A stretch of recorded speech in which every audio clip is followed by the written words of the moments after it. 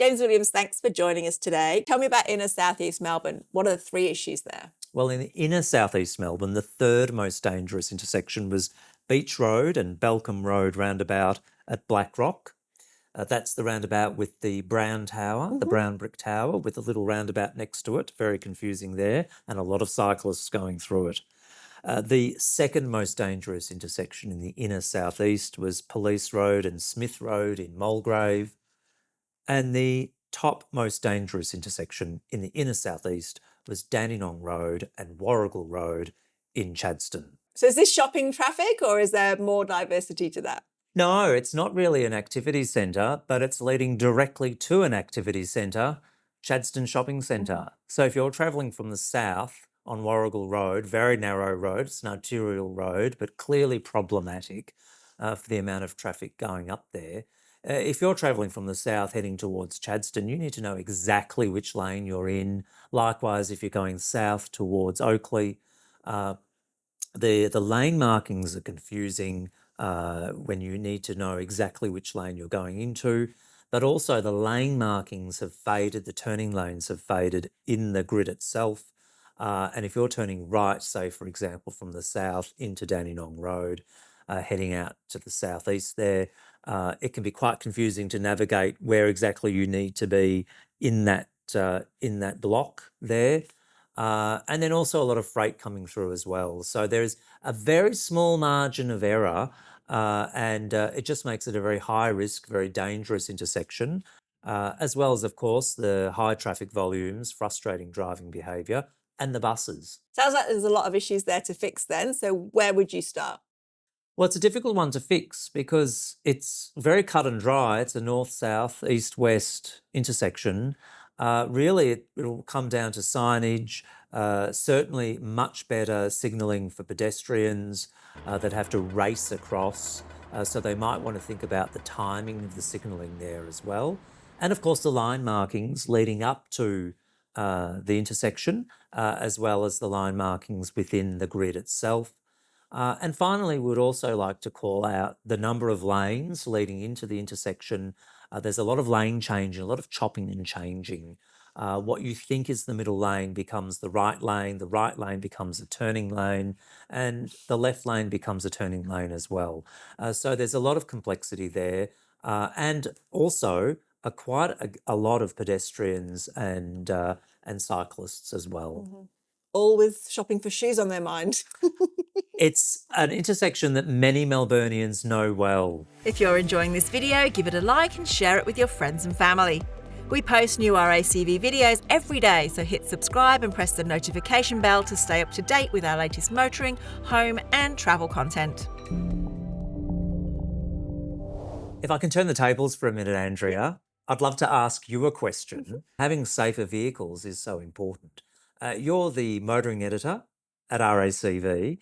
Interested in your view on what's coming up in the new vehicle technology space to really reinforce safer intersections in Melbourne. What we've seen in the last few years is the rapid adoption of advanced driver assistance systems across a range of vehicles. So it's no longer technology that's just fitted to high-end luxury cars. The most affordable cars on the market are being fitted with a system of cameras and radars designed to keep drivers and motorists and also pedestrians safer on the roads. So we're talking about things like blind spot warning, which will let you know if there's a vehicle kind of approaching in your blind spot where you perhaps can't traditionally see them in a wing mirror, right through to technology which will actually help you to get out of that issue where the car is seeing an issue and it's potentially helping you and steering you out of that situation. Hyundai and Kia are coming up with technology like junction assist. So if you're choosing to turn right out of a junction, it will actually sound an alert if it senses that a car's approaching too quickly and potentially even steer you out of that situation as well, or apply the brakes to make sure that you don't engage in a collision. There's a whole bunch of systems that are coming to cars now designed to keep motorists safe, but also focused on pedestrians, on cyclists. And how does somebody make a decision about the best safety features in a vehicle? How do you make a call on that as a consumer? How do you know what's out there and what a car offers? And are we seeing an increase in price because of these features? There's not necessarily an increase in price, and that's really encouraging. I think we're seeing a lot of new brands coming to market, and their price of entry is a 5-star ANCAP rating. So if you've got that 5-star ANCAP rating, you can be assured that it's got an appropriate level of technology. What we are also seeing is that not all car companies implement that technology in the same way.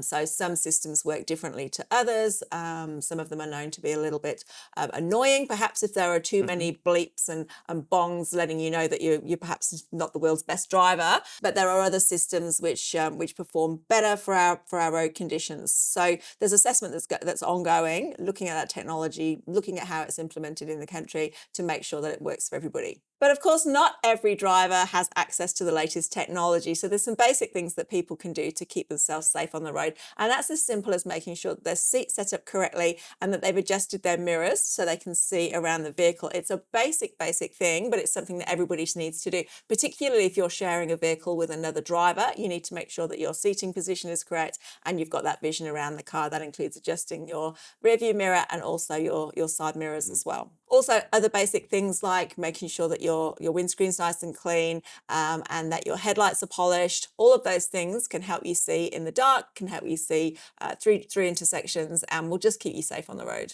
James, have you got any messages for the people that took the time to complete the survey? Well, certainly a gratitude and thanks to the 12,300 road users that took the time to participate in RACV's campaign. And we will take those results and advocate for improvements to government.